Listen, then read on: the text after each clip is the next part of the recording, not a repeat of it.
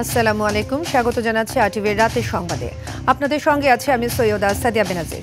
আগামী সপ্তাহেই ঘোষণা করা হবে জাতীয় নির্বাচনের রোডম্যাপ। বিকেলে আগারগাঁও নির্বাচন ভবনে একথা জানিয়েছেন নির্বাচন কমিশন সচিব আখতার আহমেদ। তিনি আরও জানান, আগামী মাসে রাজনৈতিক দলগুলোর সঙ্গে সংলাপ করবে ইসি। আতিকা রহমানের রিপোর্টে বিস্তারিত।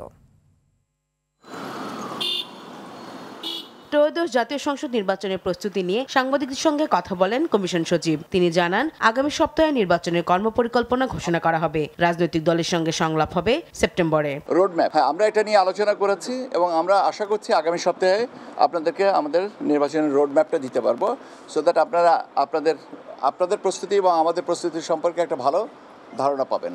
যারা পর্যবেক্ষক হিসেবে আবেদন করেছেন 318টা আবেদন পেয়েছে, এটা পর্যালোচনা চলছে। আর 22টা যে রাজনৈতিক দলের নিবন্ধন যেটা হয়েছে যে প্রাথমিকভাবে তাদেরটা ফিল্ডে পাঠাবো আমরা আমাদের তথ্যের জন্য। এদিকে জাতীয় পার্টির একটি প্রতিনিধি দল প্রধান নির্বাচন কমিশনার নাসির উদ্দিনের সঙ্গে সাক্ষাৎ করেছে। পরে দলটির মহাসচিব শামীম হায়দার বলেন, জাতীয় পার্টিকে নিষিদ্ধের দাবি অযৌক্তিক। আমরা যেটা সমস্যা মনে করি সেটা হচ্ছে সরকারকে আমরা পুরোপুরি নিরপেক্ষ মনে করি না, তবে নির্বাচন কমিশনকে আমরা নিরপেক্ষ দেখতে চাই। একটি রাজনৈতিক টালমাটাল সময় বাংলাদেশ পার করছে। আমরা আশা রাখি এর মধ্যে নির্বাচন কমিশন তার নিরপেক্ষতা রেখে তার শপথ বজায় রেখে সুষ্ঠু নির্বাচন করবে। তিনি জানান, জিএম কাদেরী জাতীয় পার্টির চেয়ারম্যান, তার বাইরে অন্য কোনো পক্ষ পার্টির কাউন্সিল করলে তা বৈধ হবে না। আতিকা রহমান, আরটিভি, ঢাকা। ফেব্রুয়ারিতে জাতীয় নির্বাচন নিয়ে কোনো শঙ্কা দেখছে না বিএনপি। দলের স্থায়ী কমিটির সদস্য সালাউদ্দিন আহমদ বলেছেন, আগামী নির্বাচন বয়কটকারীরা রাজনীতি থেকেই মাইনাস হয়ে যাবে।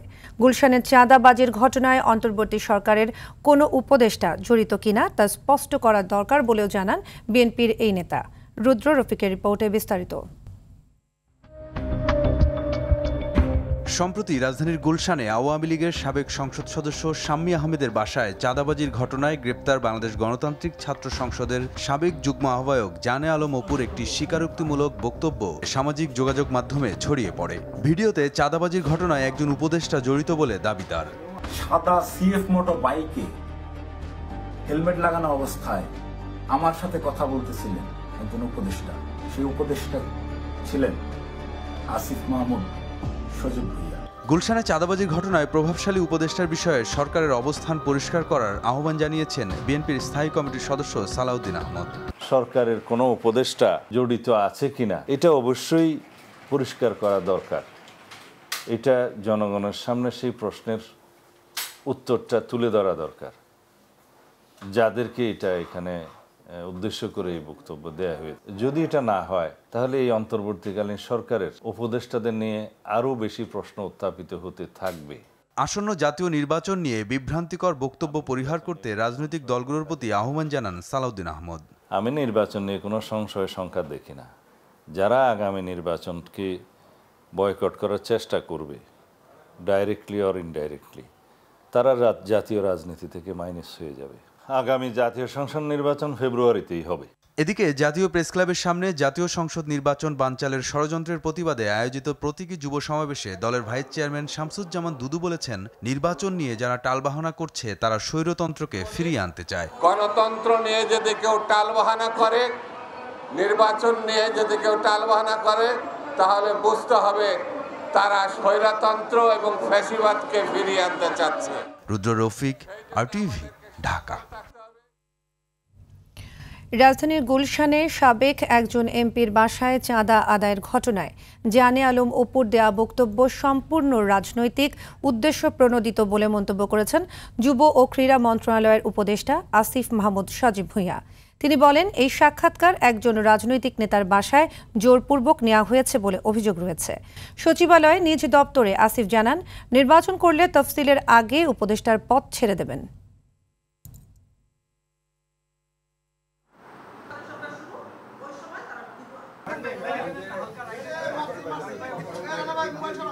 সাক্ষাৎকার নেওয়া হয়েছে, এই সাক্ষাৎকারটা একজন রাজনৈতিক নেতার বাসায় একজনকে জোরপূর্বক নেওয়া হয়েছে বলে যে অভিযোগ এসেছে এটাও অত্যন্ত গুরুতর একটা অভিযোগ এবং সেটা পরিবারের দিক থেকে এসেছে, যথেষ্ট রিলায়েবলও এখন পর্যন্ত মনে হচ্ছে। তো এর সাথে যে আমার সংশ্লিষ্টতার যেই কথা বলা হচ্ছে এটা সম্পূর্ণ রাজনৈতিক উদ্দেশ্য প্রণোদিত এরকম অনেক কিছু আপনারাও ইতিপূর্বে দেখেছেন, আমরা সেগুলো ডিবাং করেছি এবং সংবিধান সংস্কার কমিশন ছাড়া বাকি 10টি কমিশনের 367টি সুপারিশকে আশু বাস্তবায়নযোগ্য হিসেবে চিহ্নিত করেছে সরকার। এর মধ্যে 37টি সুপারিশ ইতিমধ্যে বাস্তবায়িত হয়েছে বলে জানিয়েছেন প্রধান উপদেষ্টার প্রেস সচিব শফিকুল আলম। বিকেলে রাজধানীর ফরেন সার্ভিস একাডেমি মিলনায়তনে এক ব্রিফিংয়ে তিনি এ তথ্য দেন। তিনি বলেন, গত সপ্তাহে 121টি সুপারিশ বাস্তবায়নাধীন রয়েছে। তাছাড়া ব্রিফিংয়ে প্রধান উপদেষ্টার মালয়েশিয়ার সফরের বিস্তারিত তুলে ধরেন শফিকুল আলম। অতি গুরুত্ব 246টা আশু করণীয় রিফর্ম আরও এসছে, এগুলো বাস্তবায়নাধীন, এটা জানানো হয় ক্যাবিনেটকে। মোট হচ্ছে তাহলে দাঁড়ানো হলো 367টা। 367টার মধ্যে 37টি অলরেডি বাস্তবায়িত হয়েছে। জুলাই অভ্যুত্থানকে পাঠ্যসূচিতে অন্তর্ভুক্ত শিক্ষা সংস্কার কমিশন গঠন ও সকল উচ্চশিক্ষা প্রতিষ্ঠানে ছাত্র সংসদ প্রতিষ্ঠা সহ 30 দফা শিক্ষা প্রস্তাবনা দিয়েছে ইসলামী ছাত্র শিবির। বিকেলে জাতীয় প্রেস ক্লাবে শিক্ষা সংস্কার প্রস্তাবনা শীর্ষক সংবাদ সম্মেলনে এসব প্রস্তাবনা দেন সংগঠনটির সভাপতি জাহিদুল ইসলাম। এ সময় লেজুর ভিত্তিক রাজনীতির জন্যই এতদিন ছাত্র সংসদ নির্বাচন বন্ধ ছিল বলে অভিযোগ করেন শিবির সভাপতি। ডাকসু নির্বাচনে ছাত্র শিবিরের প্যানেলে নারী সহ অন্যান্য ধর্মের অনুসারীদেরও প্রতিনিধিত্ব থাকবে বলে জানান জাহিদুল ইসলাম।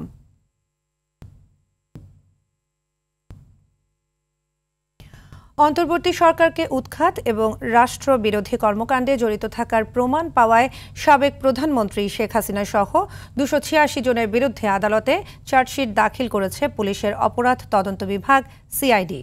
ঢাকার মেট্রোপলিটন ম্যাজিস্ট্রেট আরিফুল ইসলামের আদালতে আজ চার্জশিট দাখিল করেন মামলার তদন্ত কর্মকর্তা সিআইডির সহকারী পুলিশ সুপার মোহাম্মদ এনামুল হক। আদালত চার্জশিট গ্রহণ করে আসামিদের বিরুদ্ধে গ্রেপ্তারি পরোয়ানা জারি করে। গ্রেপ্তারি পরোয়ানা তামিল সংক্রান্ত প্রতিবেদন দাখিলের জন্য আগামী 11 সেপ্টেম্বর তারিখ নির্ধারণ করা হয়েছে। এর আগে গত 27 মার্চ শেখ হাসিনা সহ 73 জনের বিরুদ্ধে রাষ্ট্রদ্রোহের অভিযোগে একই আদালতে মামলাটি করেন সিআইডির এই কর্মকর্তা।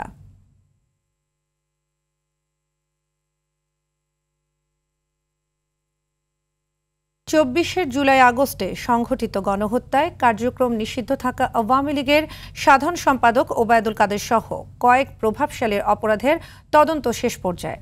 দ্রুতই দাখিল করা হবে প্রতিবেদন। দুপুরে আন্তর্জাতিক অপরাধ ট্রাইব্যুনালের প্রসিকিউটর গাজী MH তামিম এ তথ্য জানান। এদিকে জুলাই আন্দোলনে রাজধানীর চাংখারপুলে 6 জনকে হত্যা মামলায় সাক্ষ্য দিতে আসা এক সাক্ষী নিরাপত্তা হুমকিতে পড়ায় তাকে সুরক্ষার নির্দেশ দিয়েছে আন্তর্জাতিক অপরাধ ট্রাইব্যুনাল। ওই ঘটনায় 3 সদস্যের একটি তদন্ত কমিটি গঠন করা হয়েছে। এছাড়া সাক্ষীর বিপক্ষে আশেপাশের এলাকায় কোনো ধরনের অবমাননাকর পোস্টার ব্যানার থাকলে দ্রুত অপসারণ করতেও বলা হয়। একজন সাক্ষী যিনি ট্রাইব্যুনালে সাক্ষ্য প্রদান করেছেন অথবা সাক্ষ্য প্রদান করবেন, এই সাক্ষীদের সেফটি, সিকিউরিটি অ্যান্ড ওয়েলবিং দেখার দায়িত্ব রাষ্ট্রের, এবং তার সেফটি, সিকিউরিটি এবং ওয়েলবিং প্রতিষ্ঠা করার জন্য, ইনশিওর করার জন্য ট্রাইব্যুনাল যে কোনো আদেশ দিতে পারবেন মর্মে এই আইনে উল্লেখ করা আছে। এইটা নিরূপণ করার জন্যই ট্রাইব্যুনাল 3 সদস্যের একটি কমিটি গঠন করেছেন। কমিটির রিপোর্ট পাওয়ার পরে বোঝা যাবে যে কারা এর সাথে জড়িত। ওবায়দুল কাদের সহ বেশ কয়েকজনের তদন্ত প্রতিবেদন একদম শেষ পর্যায়ে মর্মে আমাদেরকে তদন্ত সংস্থা থেকে জানানো হয়েছে। খুব শীঘ্রই আমরা আশা করছি যে আরও কয়েকটি মামলার তদন্ত প্রতিবেদন আমরা হাতে পাব। বিএনপির সাবেক নেতা সালাউদ্দিন কাদের চৌধুরীর ফাঁসিকে বিচারিক হত্যা বলে অভিযোগ করেছে তার পরিবার। ছেলে হুম্মাম কাদের চৌধুরী বলেন, ফ্যাসিস্ট হাসিনার নির্দেশে তার পিতাকে সাজানো মামলায় দণ্ড দিয়ে হত্যা করা হয়। ওই দণ্ড চ্যালেঞ্জ করে আইনি প্রতিকার পেতে নতুন করে আদালতে যাওয়ার ঘোষণাও দেন হুম্মাম। রিপোর্ট করছেন জাহিদ রহমান।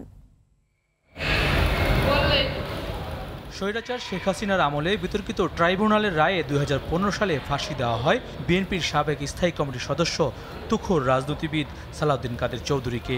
ওই রায়ে তাকে 71-এর মানবতা বিরোধী অপরাধের দায় দেওয়া হয়। বৃহস্পতিবার রাজধানীর ধানমন্ডিতে নিজ বাসভবনে সংবাদ সম্মেলনে তার পরিবারের অভিযোগ, সালাউদ্দিন কাদের চৌধুরীর মৃত্যুদণ্ড মূলত বিচারিক হত্যা। স্কাইপের বিষয়টাই খালি ধরে নেন তাহলে তো উই সুতা ধরে কিন্তু এই ট্রাইব্যুনাল আর টিকতো না। তবে হাসিনার আদেশ ছিল, যে এই ট্রাইব্যুনাল যেভাবে করে হোক না কেন টিকিয়ে রাখতে হবে। আর নিজামুল হক নাসিমের বক্তব্য তো আপনারা শুনেছেনই যে এই ব্যক্তিগুলোকে ফাঁসি দিতেই হবে। তারা তো আর অপেক্ষা করেনি যে এভিডেন্স কি আসছে অথবা স্টেটমেন্ট কে কি দিচ্ছে। তাদের ডিসিশন যেই দিন ট্রাইব্যুনাল গঠন করা ছিল ওই দিনই ডিসিশন হয়ে গিয়েছিল। অপবাদ মুছে ন্যায় বিচারের আশায় নতুন করে আদালতে যাওয়ার ঘোষণা দেন ছেলে হুমাম কাদের চৌধুরী। ট্রাইব্যুনালের কাছে আমরা একটা অ্যাপ্লিকেশন করেছিলাম যে কিছু 4 জন ব্যক্তি বাংলাদেশে আসতে চাচ্ছিলেন। তারা আমার বাবার ডিফেন্স উইটনেস হিসাবে বাংলাদেশে আসতে চেয়েছিলেন, তবে ট্রাইব্যুনাল সেটাও নাকচ করে দেয়। আমরা এই সরকার এবং এই বর্তমান জুডিশিয়ারিকে সম্মান দেখিয়ে তাদের সহযোগিতা নিয়েই আমরা আবার কোর্টে যাব। আশা করি আমরা প্রমাণ করতে পারবো যে সালাউদ্দিন কাদের চৌধুরী নির্দোষ ছিল এবং তাকে জুডিশিয়াল মার্ডার করা হয়েছে। দেশ বিদেশে প্রশ্নবিদ্ধ বিচার প্রক্রিয়ার মাধ্যমে আন্তর্জাতিক অপরাধ ট্রাইব্যুনালকে শেখ হাসিনা বিরোধী দল দমনে ব্যবহার করেছেন বলেও অভিযোগ করা হয় সংবাদ সম্মেলনে। মেরে তার এখানে সব জায়গায় রক্ত। জাহিদ রহমান, RTV, ঢাকা।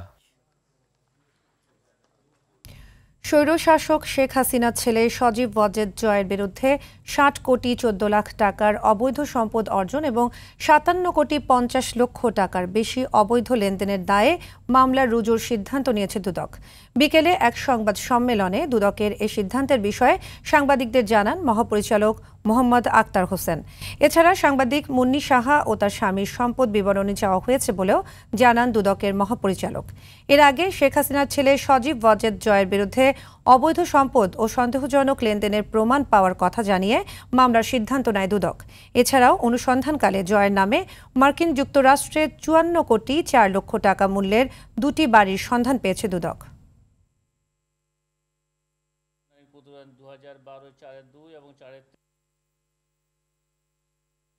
সাবেক প্রধানমন্ত্রীর তথ্য ও যোগাযোগ প্রযুক্তি বিষয়ক উপদেষ্টা হিসাবে দায়িত্ব পালনকালে ক্ষমতার অপব্যবহারপূর্বক অসৎ উদ্দেশ্যে অসাধু উপায়ে অর্জিত জ্ঞাত আয়ের উৎসের সাথে সঙ্গতিবিহীন 60 কোটি 14 লক্ষ টাকারও বেশি মূল্যের সম্পদ অর্জন জনাব মুন্নি শাহ এবং তার স্বামী জনাব মোহাম্মদ কবির হোসেনের প্রতি দুর্নীতি দমন কমিশন আইন 2004-এর 26(1) ধারায় সম্পদ বিবরণী আদেশ জারির সিদ্ধান্ত গৃহীত হয়েছে।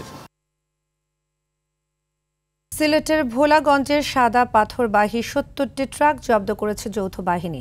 এর সঙ্গে জড়িত কোম্পানিগঞ্জের এক ইউপি চেয়ারম্যানকে গ্রেপ্তার করা হয়েছে। ভোলাগঞ্জের কালাইরাক থেকে লুট হওয়া 12,000 ঘনফুট পাথর উদ্ধারে অভিযান অব্যাহত রেখেছে যৌথ বাহিনী। এদিকে লুট হওয়া পাথর 7 দিনের মধ্যে আগের জায়গায় ফেলতে নির্দেশ দিয়েছে হাইকোর্ট। সিলেট প্রতিনিধি রাজ্জাক রুনুর পাঠানো তথ্যচিত্রে আরও জানাচ্ছেন আব্দুল হামিদ।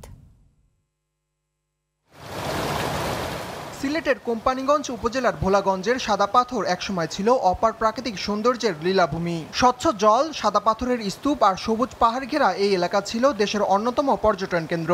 কিন্তু এখন দৃশ্যপট পাল্টে গেছে। নদীর তলদেশে বড় বড় গর্ত, ঘোলা পানি আর পাথরশূন্য মরুভূমি যেন এখানে নতুন বাস্তবতা। গত কয়েক মাস পাথর লুটে পর্যটন স্পটটির এমন করুণ দশা। প্রায় 80 ভাগ পাথরই লুট হয়েছে গত এক সপ্তাহে। তো বাহিনী থাকতে, পুলিশ বাহিনী, র্যাব বাহিনী, সেনাবাহিনী থাকতে বড় নদীর ভিতর থেকে অতগুলা পাথর এক রাত্রের ভিতরে উঠাই নিয়ে গেল গা। ধলাই নদের উৎসমুখে প্রায় 15 একর এলাকা থেকে লুট হওয়া 12,000 ঘনফুট সাদা পাথর উদ্ধারে অভিযান চালাচ্ছে যৌথ বাহিনী। জাফলং, গোয়াইনঘাট ও কোম্পানিগঞ্জের বিভিন্ন স্থানে অভিযান চালায় তারা। উদ্ধারকৃত সাদা পাথর ভোলাগঞ্জে বিছিয়ে দেওয়া হচ্ছে বলে জানিয়েছে স্থানীয় প্রশাসন। গতকাল রাত থেকে শুরু হয়েছে অভিযান এবং এটা আপনার পরবর্তী নির্দেশ না দেওয়া পর্যন্ত এবং যতক্ষণ পর্যন্ত না এটা অফ হবে আমরা আশা করি আমাদের অভিযান পরিচালনা অব্যাহত রাখবে। ভোলাগঞ্জ থেকে লুট হওয়া সব পাথর 7 দিনের মধ্যে আগের জায়গায় ফেলতে এবং পাথর লুটে দায়ীদের তালিকা দাখিলের নির্দেশ দিয়েছে হাইকোর্ট। অ্যাডভোকেট মঞ্জিল মোর্শেদের রিটের শুনানিতে বিচারপতি কাজী জিনাত হক ও বিচারপতি আইনুন নাহার সিদ্দিকার বেঞ্চ এই আদেশ দেন। আব্দুল হামিদ, RTV। দেশে উদ্বেগজনক হারে বেড়েছে বিবাহ বিচ্ছেদ। রাজধানীতে প্রতিদিন গড়ে অন্তত 40 থেকে 50টি তালাক হচ্ছে। 2020-এর জানুয়ারি থেকে চলতি বছরের জুলাই পর্যন্ত ঢাকার 2 সিটিতে তালাকের নোটিশ এসেছে 60,000-এর বেশি। বিশ্লেষকরা বলছেন বিশ্বাসভঙ্গ, শারীরিক মানসিক নির্যাতন, পরিবারের হস্তক্ষেপ সহ নানা কারণেই বৈবাহিক সম্পর্ক ছিন্ন করছে মানুষ। বিবাহ বিচ্ছেদ নিয়ে সাদিয়া কানিজের ধারাবাহিক প্রতিবেদনের আজ দেখুন প্রথম পর্ব। হাফসা মুসলিম একজন উদ্যোক্তা। এক প্রকার বাধ্য হয়েই প্রায় ১৪ বছরের সংসার ভেঙে এখন সন্তান নিয়ে একা পথ চলছেন। জানালেন সংসার টিকিয়ে রাখতে হাজারো চেষ্টা করেও ব্যর্থ হয়েছেন তিনি। সংসার জীবনের নানা সমস্যাকে পাশ কাটিয়ে মানসিক অশান্তিকেই বড় কারণ বললেন এই নারী উদ্যোক্তা। আমরা একটু মেন্টাল পিচ চাই, যে একটু শান্তি চাই, ওইটুকু তারা দিতে চেষ্টা করে না। ডিভোর্স হতো না আসলে, এফোর্টটা যদি সমান থাকতো দুই পক্ষ থেকে। আমি আমার শেষ পর্যন্ত চেষ্টা করেছি, যেইটুকু না করলেই না, বাট আমি যখন একদমই পারছিলাম না তখনই আমাকে সেটা ক্লোজ করতে হয়েছে। এমন সিদ্ধান্তে শুরুতে পরিবার আর সমাজের রক্তচক্ষু ও কটূক্তির শিকার হতে হয়েছে তাকে। বিচ্ছেদের পর সন্তানের ভরণপোষণ বাবার দেয়ার আইন থাকলেও কোনো সহযোগিতাও পাননি তিনি। বাইরে যেমন সমালোচনা, ফ্রেন্ড সার্কেল, আত্মীয় স্বজন, প্রতিবেশীদের কাছ থেকে শুনতে হয়েছে, ঘরেও শুনতে হয়েছে। সেটা অনেক দিন পর্যন্ত ছিল, এতটা সহজ ছিল না আসলে লাইফ লিড করাটা। ঢাকা দক্ষিণ সিটি কর্পোরেশনে ২০২০ সাল থেকে চলতি বছরের জুলাই পর্যন্ত তালাকের নোটিশ এসেছে প্রায় ৪১,০০০, আর উত্তর সিটিতে ২০,০০০-এরও বেশি। এক্ষেত্রে নারীরা এগিয়ে। গেল ৫ বছরে ঢাকার ২ সিটিতে শুধু নারীরাই তালাকের নোটিশ পাঠিয়েছেন ৪০,০০০-এর বেশি। পারস্পরিক শ্রদ্ধাবোধ, সহমর্মিতা আর আস্থার জায়গা শক্ত করতে না পারলে এ সংখ্যা আরও বাড়ার আশঙ্কা রয়েছে। দাম্পত্য সম্পর্ক বা সংসার টিকিয়ে রাখার প্রশ্নে সদিচ্ছার ঘাটতি থাকে, তাহলে সেই সম্পর্ক টিকবে না। আইন দ্বারা সম্পর্ক টিকিয়ে রাখা যায় না। একটি সদিচ্ছা, বিশ্বাস, আস্থা এবং পরস্পর সহনশীলতা, সহমর্মিতা, এই কোনো একটি পর্যায় থেকে যদি দায়িত্বশীল আচরণ না করে যদি পরস্পর দোষারোপ করা হয়, এবং এই দোষারোপ যদি কোনো এক পক্ষের জন্য তার সহ্যের সীমা ছাড়িয়ে যায়, তখনই কিন্তু আসলে এই বিচ্ছেদের মতো ঘটনাগুলো ঘটে। অনেক ক্ষেত্রে তুচ্ছ কারণেই হচ্ছে ডিভোর্স। আইনজীবী ফাউজিয়া করিমের মতে পারিবারিক আইনের বেশ কিছু ফাঁকফোকর থাকায় এমন পরিস্থিতি তৈরি হচ্ছে। আমরা যেভাবে বিয়ে বিচ্ছেদ দেখছি আমাদের আইনে, এত সহজ পদ্ধতি করা হয়েছে, যার ফলে তালাকের মিসইউজটা এত বেড়ে গেছে। যখন মহিলাকে তালাক দেওয়া হচ্ছে, তারাও কিন্তু পুরুষের মতন ওই অপব্যবহার করছে। অনেক সময় পুরুষ জানেই না যে কখন তাকে তালাক দেওয়া হলো। আইনের অপব্যবহারটাকে নিজেদের সুযোগ করে নিচ্ছে। এবং তিনি বলেন, সম্পর্কের এই ভাঙন রোধে পরিবার, সমাজ আর রাষ্ট্রকে এগিয়ে আসতে হবে, বাড়াতে হবে কাউন্সেলিং। সাদিয়া কানিজ, RTV, ঢাকা। শরিয়া ভিত্তিক স্ট্যান্ডার্ড ব্যাংক পিএলসির ২৬তম বার্ষিক সাধারণ সভা অনুষ্ঠিত হয়েছে। ব্যাংকের পরিচালনা পর্ষদের চেয়ারম্যান মোহাম্মদ আব্দুল আজিজের সভাপতিত্বে এ সভায় vice chairman AKM Abdul Alim, পরিচালক ও প্রতিষ্ঠাতা ভাইস চেয়ারম্যান কামাল মোস্তফা চৌধুরী, পরিচালক মোহাম্মদ মঞ্জুর আলম, শরিয়া সুপারভাইজরি কমিটির চেয়ারম্যান ডক্টর মোহাম্মদ সাইফুল্লাহ, ব্যবস্থাপনা পরিচালক মোহাম্মদ হাবিবুর রহমান সহ শেয়ার হোল্ডাররা উপস্থিত ছিলেন। এ সময় ব্যাংকের ২০২৪ সালের বার্ষিক প্রতিবেদন ও ডিরেক্টরস রিপোর্ট উপস্থাপন সহ ব্যাংকের বিভিন্ন কর্মকাণ্ড ও ভবিষ্যৎ পরিকল্পনা তুলে ধরা হয়। পাকিস্তানের করাচিতে স্বাধীনতা দিবস উদযাপন করতে গিয়ে গুলিবিদ্ধ হয়ে ৩ জন নিহত হয়েছে। আহত হয়েছে অন্তত ৬৪ জন। দেশটির পুলিশ জানায়, ১৪ আগস্ট স্বাধীনতা দিবস উদযাপনের আগের দিন রাতে আকাশে গুলি ছুড়ে উদযাপন করতে গিয়ে এসব হতাহতের ঘটনা ঘটে। করাচি ছাড়াও লিয়াকতাবাদ, কুরাঙ্গি, মেহমুদাবাদ, শরীফাবাদ সহ কয়েকটি শহরে আকাশে গুলি ছুড়ে উদযাপন করতে গিয়ে আহত হওয়ার ঘটনা ঘটেছে। এসব ঘটনায় ২০ জনের বেশি সন্দেহভাজনকে গ্রেপ্তার করেছে পুলিশ। এভাবে আনন্দ উদযাপন না করতে সাধারণ মানুষের প্রতি আহ্বান জানিয়েছে দেশটির পুলিশ। গেল বছর একইভাবে স্বাধীনতা দিবস উদযাপন করতে গিয়ে দেশটিতে অন্তত ৯৫ জন আহত হয়। রাতের সংবাদ এ পর্যন্তই। মধ্যরাতের সংবাদ রাত ১টায় দেখার আমন্ত্রণ রইল। ধন্যবাদ সবাইকে।